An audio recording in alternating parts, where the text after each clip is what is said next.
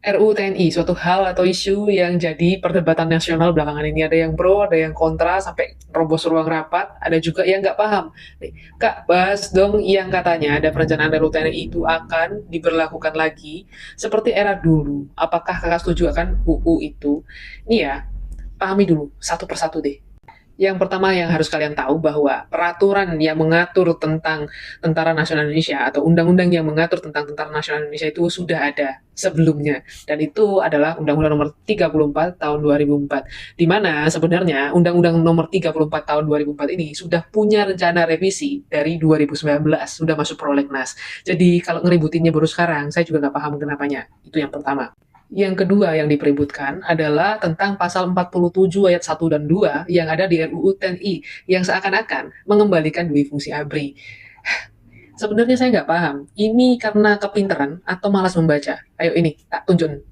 Buat yang malas membaca dan malas mencari tahu, ini ya, ini yang di atas ini saya kutipkan pasal 47 ayat 1 dan 2 daripada Undang-Undang Nomor 34 Tahun 2004 ya, yang mengatur tentang Tentara Nasional Indonesia. Sedangkan yang di bawah sini ini adalah kutipan daripada pasal 47 ayat 1 dan 2 yang ada di RUU TNI.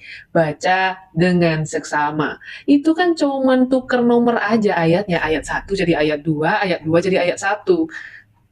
Terus kalian ributinnya baru sekarang itu kenapa? Memang di RUU TNI ada penambahan kementerian dan lembaga tertentu yang bisa diduduki jabatannya oleh TNI aktif. Cuman kalian juga harus lihat reasoningnya masuk akal enggak gitu loh. Jadi kalau pasal 47 ini yang kalian peributkan, kok konyol gitu loh. Enggak dari 2004 aja kalian ribut. Kan pada saat 2004, kalau misalnya aturannya seperti ini balikin dui fungsi ABRI enggak? Saya tak kutip teko Tempo ya. Jadi di sana tuh tertulis kementerian, lembaga yang jabatannya bisa diisi oleh TNI aktif di RUU TNI. 1 sampai 9 plus 15 itu sudah nyata di pasal 47 tadi tertulis ya. Jadi 2004 sudah dimasukkan di dalam aturan gitu ya.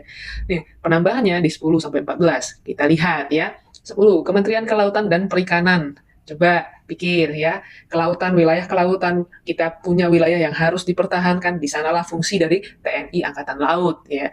Kalau kita bicara tentang perikanan, hubungannya apa? Tentang ketahanan pangan. Jadi masuk akal nggak kementeriannya di sana? Ya masuk akal. Badan Nasional Penanggulangan Bencana. Selama ini kita lihat kalau bencana alam atau bencana apapun, selain tim SAR yang ikut membantu untuk menolong korban, mencari korban, segala macam siapa? TNI Polri. Jadi masuk akal nggak TNI di sana? Ya masuk akal untuk koordinasi dengan bawah-bawahnya yang di lapangan. Atas, masuk akal. Nih, Badan Nasional Penanggulangan Terorisme. Perlu diomongin lagi. Perlu dijelasin lagi. Nih, Badan Keamanan Laut. Tadi kan sudah hampir mirip sama Kementerian Kelautan. Perlu dijelasin lagi.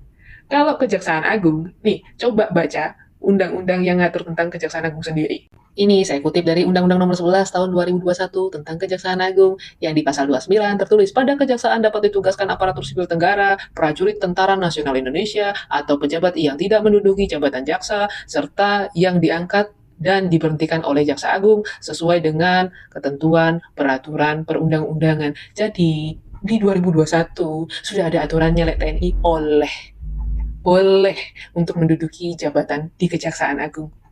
Dan ini saya kutip dari cuitannya Bang Hasan Nasbi, yang dimana adalah bos PCO-nya kita, ya kan? Yang di sana tuh ngasih tuh, Liz, ini tuh coba pikir deh ya, dengan akal sehat gitu. Ini nih masuk nggak sih ke ranah tugasnya TNI, di mana kita bicara tentang pertahanannya kita? Coba dipikir, diskusikan dengan akal sehat kalau kata dia mah ya. So please, jadilah masyarakat yang pinter. Jangan mudah terprovokasi oleh antek asing. Kalau kalian ributin masalah pasal 47 tadi, nyata dari 2004 itu sudah kita terapkan. Hanya ada penambahan kementerian lembaga yang bisa jabatannya diisi oleh TNI aktif. Apakah itu yang sudah kita jalankan dari 2004 itu, Undang-Undang Nomor 34 Tahun 2004 itu mengembalikan dui fungsi ABRI? Enggak, TNI enggak boleh untuk dapat jabatan yang bersangkut pautan dengan politik praktis.